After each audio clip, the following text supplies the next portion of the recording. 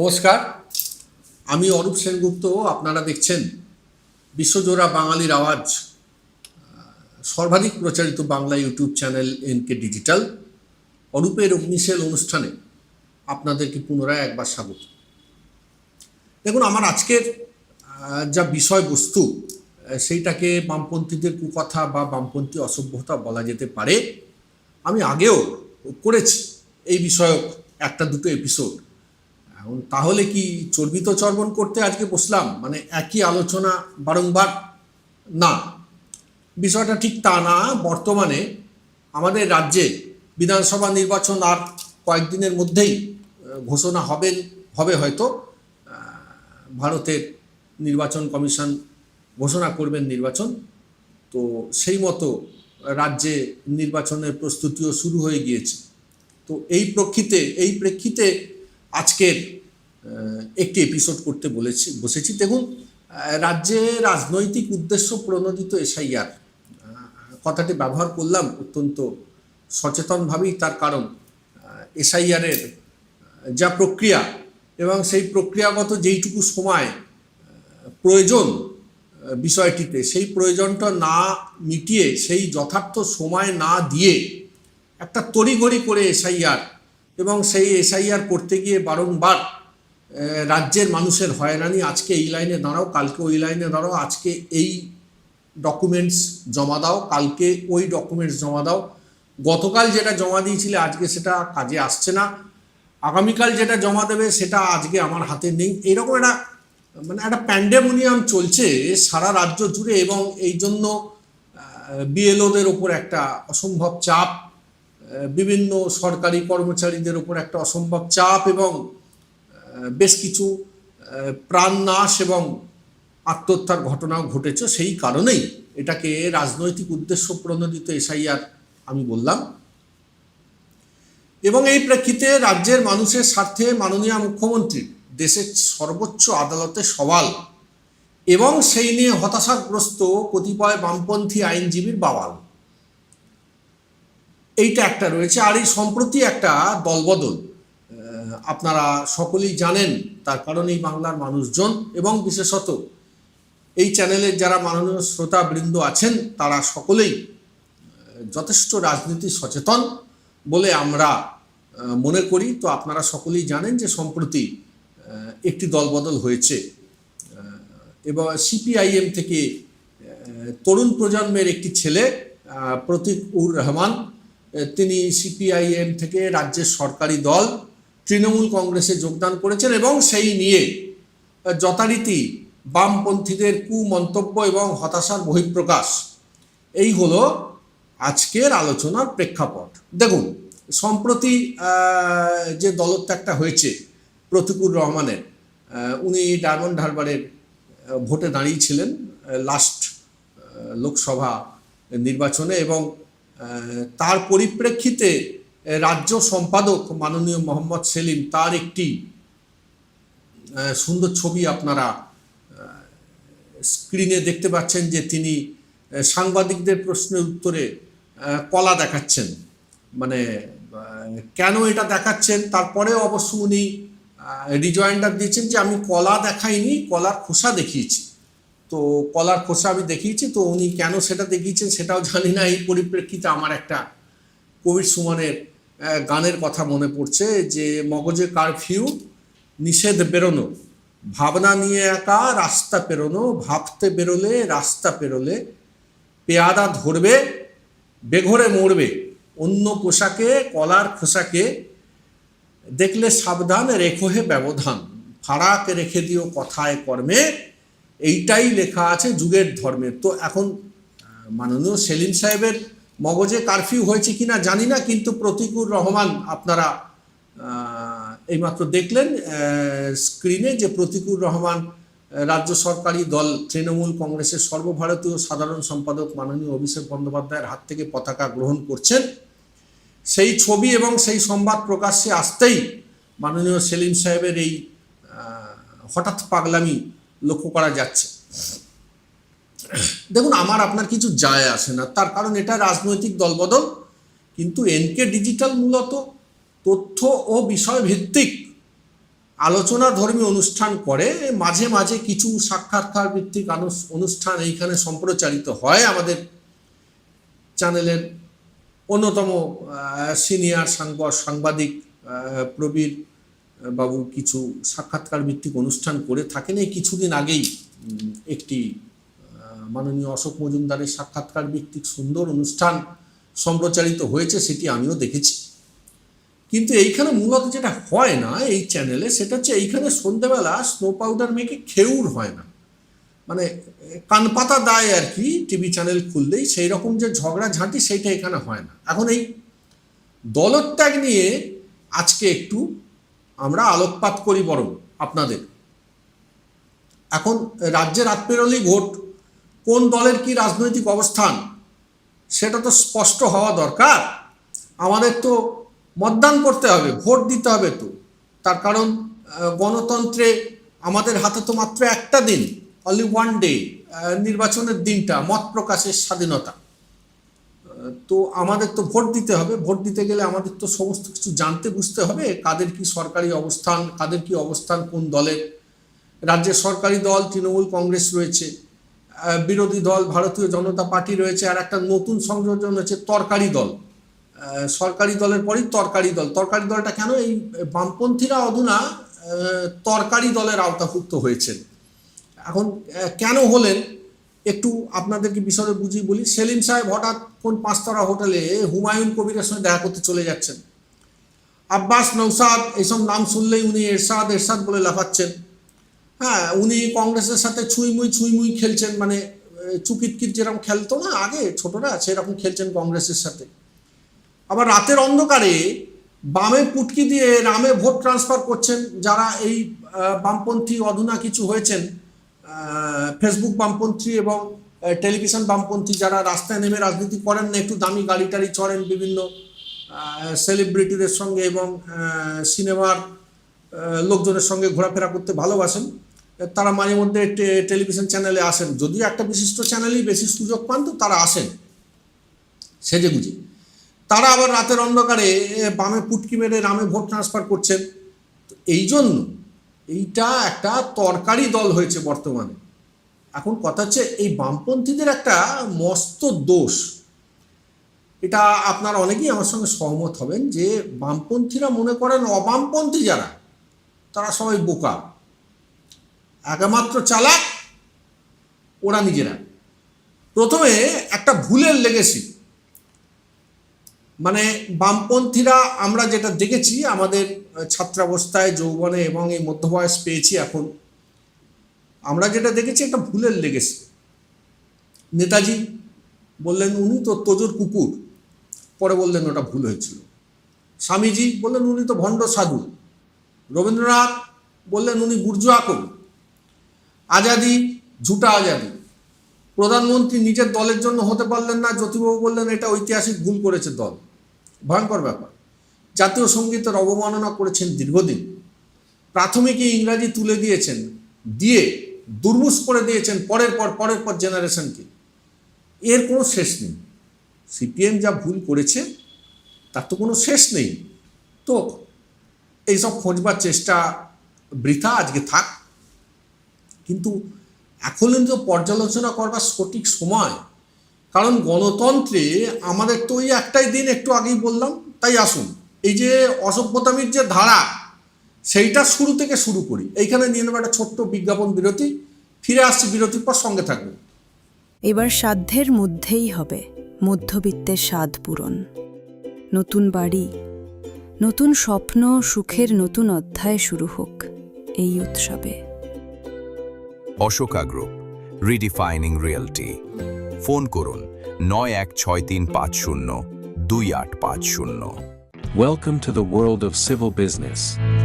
A Bengali business personality and the most successful business group, Roy Construction Group of companies, now coming Sarib, West Bengal.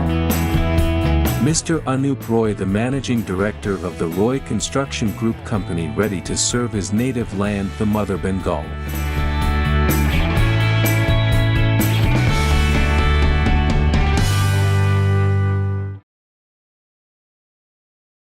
নমস্কার। ফিরে এলাম বিরতির পর। আপনারা দেখছেন এনকে ডিজিটাল অরূপের অগ্নিশং অনুষ্ঠানে আপনাদেরকে পুনরায় স্বাগত। যেখানে ছিলাম অসভ্যতামের এই যে ধারা বা লেগেছে, একটু শুরু থেকে শুরু করি। দেখুন, বামপন্থীদের একজন রাজ্য সম্পাদক ছিলেন প্রমোদ দাশগুপ্ত। তো প্রমোদ দাশগুপ্ত অত্যন্ত সজ্জন ভদ্রলোক।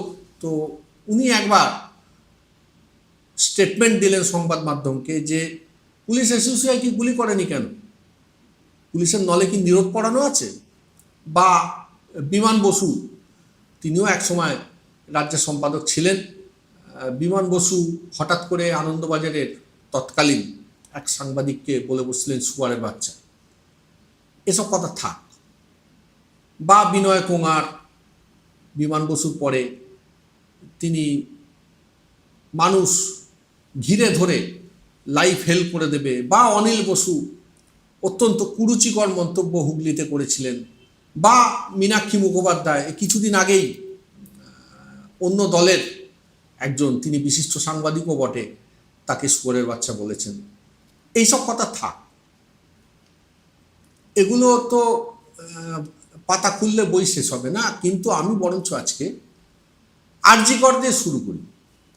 এই যে একটা অডিও ক্লিপিংস আপনারা সকলে শুনেছেন, এবং আমরা অনেকে সাধারণ মানুষ যারা প্রভাবিত হয়ে রাতের কলকাতায় পথে নেমেছি। আমি সোমা বলছি। খুঁজে পাওয়া গেছে কোনো সারবত্তা ছিল? এটা তো বামপন্থীদের প্ল্যান্টেড অসভ্যতা একটা। বা আমার মনে পড়ছে তখন রাজ্যে জুনিয়র্স ডক্টরস ফ্রন্ট, তারা কাজ বন্ধ করে দিয়েছিলেন বেশ কিছুদিনের জন্য। সেই কারণে সেই সময়তে কোন্নগরে একটি ছেলে মারা যায়। তো ওই ডক্টরস ফ্রন্টের একজন মাননীয় নেতা ডক্টর পুণ্যব্রত গুণ, তাকে যখন সাংবাদিকরা প্রশ্ন করলেন, পুণ্যব্রত গুণ বললেন, না না, ও এত বড় একটা আন্দোলন চলছে, ও দু একজন মারা গেলে যাবে, কিছু যায় আসে না, বামপন্থীদের জবাব দিতে হবে তো। বা সুপর্ণ গোস্বামী, যিনি 150 গ্রাম সিমেন্টের তত্ত্ব খাড়া করেছিলেন, হ্যাঁ, তো তাকেও তো জবাব দিতে হবে। বা আরজি করে কিছু গুন্ডা নিয়ে গিয়ে ল্যাবরেটরি ভাঙচুর করে দেওয়া মীনাক্ষী। বা অসভ্য ইতরের মতো আকার ইঙ্গিত এবং শারীরিক ভঙ্গিমা করে বামপন্থীদের পটনাটিকা রাতের কলকাতার রাস্তায়। বা বিকাশ ভট্টাচার্যের ভাট বকা এবং একে তাকে অপমান করা। কিংবা টাকা তুলে ডক্টর অনিকেতের পালিয়ে যাওয়া, ডক্টরস ফ্রন্ট ছেড়ে। আন্দোলনের সব মুখ, কেউ বিদেশে নার্সের হাতে ধরা পড়ছেন, কেউ আবার নিজের জুনিয়র আইনজীবীর হাতে ধরা পড়লো এই কিছুদিন আগে। এই নিয়ে হয়তো পরবর্তীতে একটা এপিসোড করব, ওই জন্য আজকে খুব বিশদে এই আইনজীবীর ইস্যুতে যাচ্ছি না। বা মলেস্টেশনের যে উনি চার্জেস এনেছেন যাচ্ছি না, কাগজপত্র এবং তথ্য সংগ্রহের প্রক্রিয়ার মধ্যে রয়েছে, খুব শিগগিরই আসবো সেইটা নিয়ে। সে যাই হোক, এইবারে দলত্যাগ, সাধারণত বামপন্থীদের মধ্যে পদত্যাগের বিষয়টা নেই, মলত্যাগ আর কালে ভদ্রে দলত্যাগ।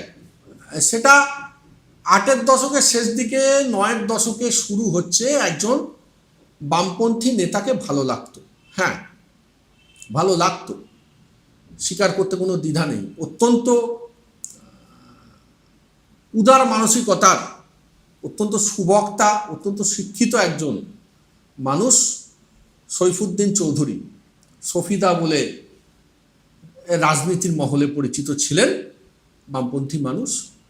তো ভালো তো সুভাষ চক্রবর্তীকেও লাগতো, অস্বীকার করার কোনো জায়গা নেই, জননেতা। আসলে বামপন্থীদের মধ্যে একদল জনগণের ভোটে নির্বাচিত হয়ে আসতেন, মানে একদল জনগণের ভোটে নির্বাচিত হয়ে আসে এই কথাটা তো বলা যাবে না, আসতেনই বলতে হবে, তখন তো ওরা শূন্যের গেরোয় পড়ে গেছে, এখন তো আর আসতে পারছে না। কিন্তু একদল জনগণের ভোটে নির্বাচিত হয়ে আসবার কারণে ভোটে দাঁড়ান, আর এক দল ঠান্ডা ঘরে বসে বসে বস্তা পচা থিওরি আয়োরে পিছন পাকামি করে। এই সুভাষবাবু, সফিদা এরা প্রথম দলে পড়তেন। আমার রাজনৈতিক জ্ঞানে আমি সফিদাকেই প্রথম দেখি পদত্যাগ করতে, সেটা 2001 সালের ফেব্রুয়ারি মাস। সৈফুদ্দিন সংসদীয় রাজনীতিতে আরও গভীর ও সক্রিয় অংশগ্রহণের পক্ষে ছিলেন সিপিএমের, কিন্তু ওই পিছন পাকামো কালার প্লাসের শার্ট পরে সমাজতান্ত্রিক বিপ্লব করা প্রকাশ কারাত স্পেনে বেড়াতে গিয়ে দেশে ফিরে এসে সবার পেটে ভাত, সবার হাতে কাজ তুলে দেওয়ার ঝুটো জ্ঞান দেওয়া সীতারাম ইয়েচুরি, বিউটি পার্লার থেকে বেরিয়ে এসে রাজ্যের মানুষকে দমদম দাওয়াই দেওয়া বৃন্দা কারাত, আরেকজন আছে। আমরা কিছু ভুলিনি, মায়ের কাছে মাসির গল্প করে লাভ তো নেই কমরেডস। বিয়ন সিং পাঞ্জাবে মারা যাবেন খালিস্তানিদের গুলিতে, আর পাঞ্জাব থেকে দিল্লিতে পালিয়ে এসে জ্ঞান দেবেন হরিকিষণ সিং সুরজিৎ, বামফ্রন্টের দীর্ঘদিন সর্বভারতীয় সাধারণ সম্পাদক ছিলেন, তিনিও ছিলেন। যাই হোক, এরপরে তো গঙ্গা দিয়ে অনেক জল বয়ে গেছে। সোমনাথ চট্টোপাধ্যায়ও বহিষ্কৃত হলেন 2008-এ, সেই গুয়ার তুমি। কেন বলছি এতগুলো কথা? সফিদা, সোমনাথবাবু কি বলে বহিষ্কৃত হলেন? তারা কি বলেছিলেন? বিজেপি দ্রুত উত্থানের কারণে তাদেরকে ক্ষমতার বাইরে রাখতে সিপিএমের উচিত কংগ্রেসকে সমর্থন করা। ভালো করে শুনুন, বিজেপি দ্রুত উত্থানের কারণে তাদেরকে ক্ষমতার বাইরে রাখতে সিপিএমের উচিত কংগ্রেসকে সমর্থন করা, কিন্তু সিপিআইএম সেটা মানেনি।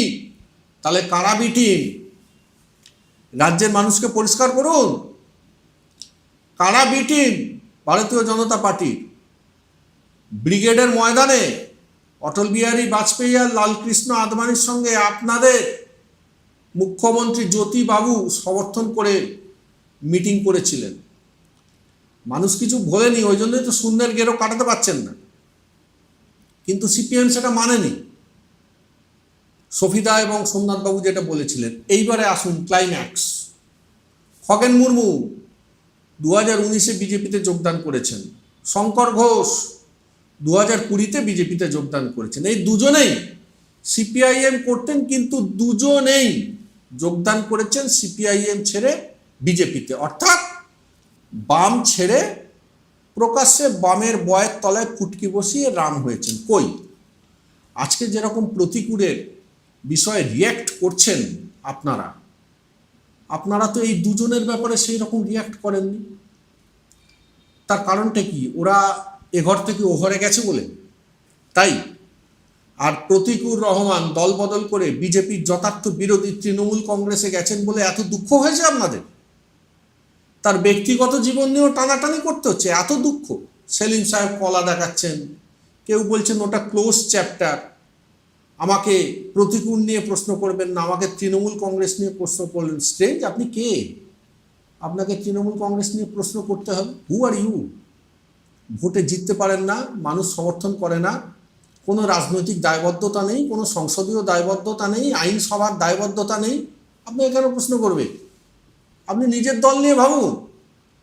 আরে আপনারা একবার কেন ভাবছেন না এই প্রজন্মের নেতা প্রতিকূল আপনাদের দলে ছিল, সে কেন রাখতে পারলেন না আপনাদের দলে? সেই উত্তর না খুঁজে এই অসভ্যতামের কার্নিভাল চালিয়ে যাচ্ছেন। আমরা বাণিজ্য বিভাগে স্নাতক স্তরে পড়বার সময় পড়েছি ব্যাংক্রাফটসি, অর্থাৎ দেউলিয়া। এই সিপিএমের তাই হয়েছে। আমি কয়েকটা বিষয় একদম পরিশেষে আপনাদেরকে উল্লেখ করি, যাতে করে স্পষ্ট হচ্ছে রোজ প্রতিদিন এদের এই দেউলিয়া দশাটা। দুটো একটা বিষয়। এক, বিকাশ ভট্টাচার্য চাকরি খেয়ে সিপিএমের ভোট বাড়াবেন বলে আদালতে ছুটছেন, পাচ্ছেন না। আস্তে আস্তে সব যোগ্যরাই ফিরে পাচ্ছেন তাদের চাকরি, প্রক্রিয়া শুরু হয়েছে, আপনারা নিশ্চয়ই সংবাদে দেখছেন। কই, এসআইআর নিয়ে যে এত হয়রানি হচ্ছে আমাদের রাজ্যের মানুষের, বিকাশবাবু ছুটছেন না তো সুপ্রিম কোর্টে, বরং মুখ্যমন্ত্রী ছুটে গেছেন বলে অপমানসূচক মন্তব্য করে বেড়াচ্ছেন। অর্থাৎ রাজ্যের সাধারণ মানুষ গোল্লায় যায়, আমরা শূন্যের গেরো কাটাতে পারলেই হলো, নোংরা রাজনীতি জারি থাক, এই তো অবস্থা। সেলিম সাহেব গেছেন হুমায়ুন দর্শনে, কেন, কার সাথে জোট, কিসের ভিত্তিতে জোট, কি এজেন্ডায় ভোটের ময়দানে মানুষকে জানান। কেবলই চিবিয়ে চিবিয়ে ভাট বকলে হবে আলিমুদ্দিনে বসে? ওই কলার খোসায় যে নিজেরই পা পিছলবে কমরেড, মগজে তো কারফিউ, হবে না। সৃজন, দীপশিতা, শতরূপ, মীনাক্ষী, আপনারা সব ঠিক আছেন তো? নিঃশ্বাস নিতে কষ্ট হচ্ছে না তো? এই ভোটের বাজারে কিন্তু খুব শ্বাসকষ্ট হয় রাজনৈতিক কারবারিদের, একটু মুক্ত বায়ু সেবন করতে, তাই তারা অন্য দলে গিয়ে থাকেন। এই রাজ্যের সরকারি দলও এরকম ঘটে থাকে, কিন্তু হঠাৎ করে নিঃশ্বাস নিতে কষ্ট হয়, অন্য দলে চলে যায়। তারপর নির্বাচনের পরে যখন দেখেন যে মানুষ আবার উন্মুক্ত হাতে তাদের সমর্থন মাননীয় মুখ্যমন্ত্রীকে দিয়েছেন, আবার তারা সুসু করে দলে ফিরে আসে। তো আপনাদের সেই রোগ ধরেনি তো? একে একে প্রতিকূলের পিছনে লাইন দিয়ে দাঁড়িয়ে নেই তো আপনারা? সামনে কিন্তু নির্বাচন আসছে, মানুষকে স্পষ্ট করতে হবে, পরিষ্কার করতে হবে, নালে শূন্য ছিলেন, শূন্যই থাকবেন, গেরও কিন্তু কাটাতে পারবেন না কমরেড। আজকে এই পর্যন্তই অরূপের অগ্নিশেল, দেখা হবে পরবর্তী অনুষ্ঠানে। ভালো থাকবেন সকলে, নমস্কার।